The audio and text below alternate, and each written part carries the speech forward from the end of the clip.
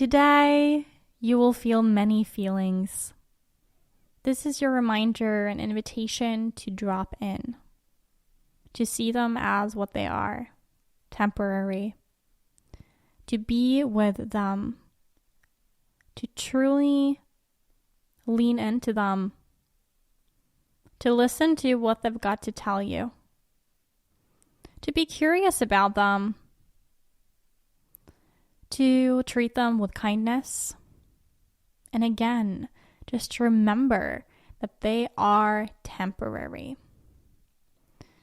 One of the most kind of liberating thoughts that I've ever, taken on or received, and one of the most liberating beliefs as well that I've come to realize is that feelings are not truth. They are messengers. And so your feelings are not truth. They are messengers. So your body speaks to you through feelings. But feelings and emotions, they flow. And that can be challenging, especially if you have perfectionistic tendencies where you seek to grab hold of and understand analytically everything that's going on in your life, in your business, in your relationships. You want to be on top of it all of the time, and have things under control, or at least make sure that you're not out of control. And so you think and you think and you think and you think and you think, and the feelings, they get bypassed. The feelings are not acknowledged. They're not seen, heard, and understood. Your feelings, the messengers, they're standing there waving at you, saying, I'm a messenger. I've got a message for you. This is the message. But the only thing that really blocks you from actually receiving that message is oftentimes perfectionism. It's that you basically are thinking so much and being so much in your analytical mind that you disconnect more so from the body. It's not like when you bloom beyond perfectionism, you're only in your body. No, you're able to connect and disconnect, connect back and forth with the mind and the body, and also acknowledge your soul, the light, what I call the sunflower and the bloomer within you. You see, your feelings, again, are messengers. They truly are. And if you tune in beneath the layers of perfectionism, beneath the need to have certain expectations, to have certain attachments, to outcomes, to people, to things, when you're able to release control and stop procrastinating on actually connecting with yourself, with these messengers or the messages. When you're able to do that, it's as if everything just flows much more easily. Everything flows much more easily when you're able to feel your feelings, when you're able to notice them and honor them. And one way to connect with your subconscious mind, which is connected with your body and your feelings, is simply by putting your hands on your heart and dropping in and feeling.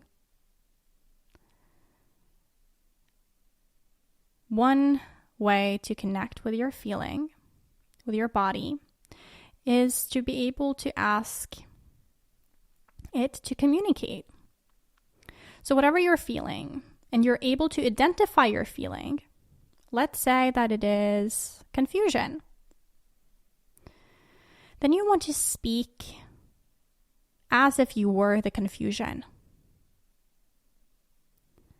say, I am confusion, and I would like to say, or I would like to express that fill in the blank.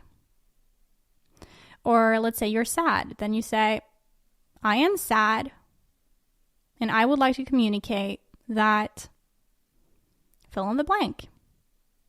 Or let's say that you are angry. Then say, I am anger, and I would like to say that. And fill in the blank. When you do this, and I encourage you to keep your hands on your heart as you do it too, you tap into an intelligence beyond your analytical mind. You connect and you speak as if you were the feeling, the emotion, the thing that is passing through you, which is just energy in motion. It's just wanting to be communicated. In this way, you're able to kind of receive the wisdom from it. If we do what a lot of high performers with perfectionism do, which I myself have done in the past, and continually commit to growing beyond, one thing that happens is that you might repress your emotions, repress your thoughts and feelings. Especially in the Western world, I don't find that there's much kind of encouragement or many practices or anything like that. And even when you walk around in the streets, you don't feel as if though people are able to express themselves as fluently as they might have could if they were in a different culture or a different environment where that was encouraged. You see, you can express your feelings, your emotions, so that you can understand that they are temporary. You can do that through expressing yourself. You see, feelings are meant to be temporary. It's only when we hold on to them and don't release them through allowing them to speak out loud, allowing them to be expressed through creativity or through journaling or through yoga or through horse riding or through taking a walk or something, where you're able to sit with them, even sit in silence as well. It's only then that the feeling becomes more permanent.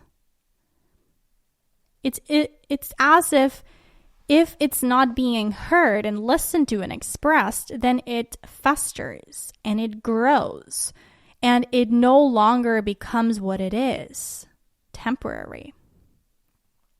So feelings and kind of emotions, they're messengers and they're temporary. They're truly meant to be temporary.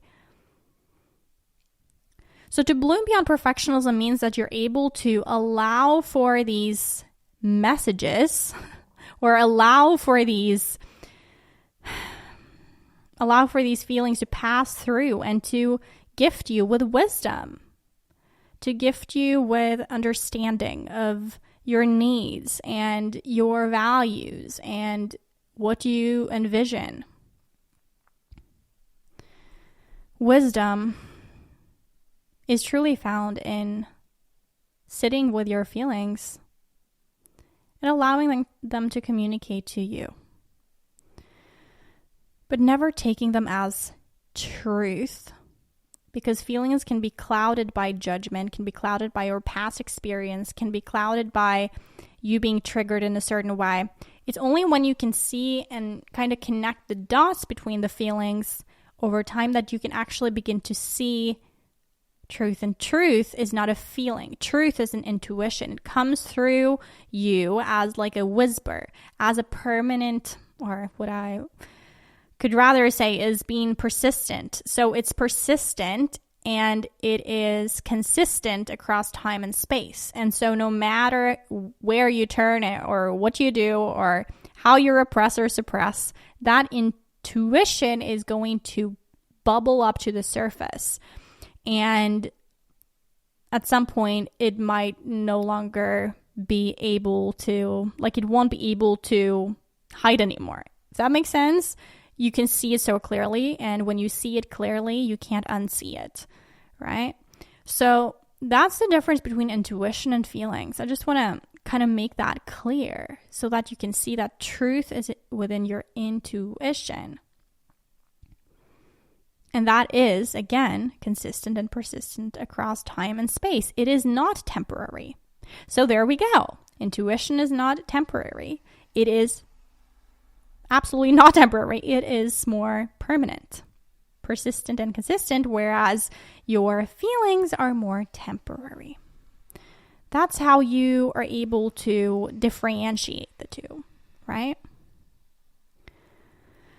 In the Bloom Beyond tribe, you can, let me know what it is that you are growing through right now. What feelings are coming up for you? What intuitions are coming up for you?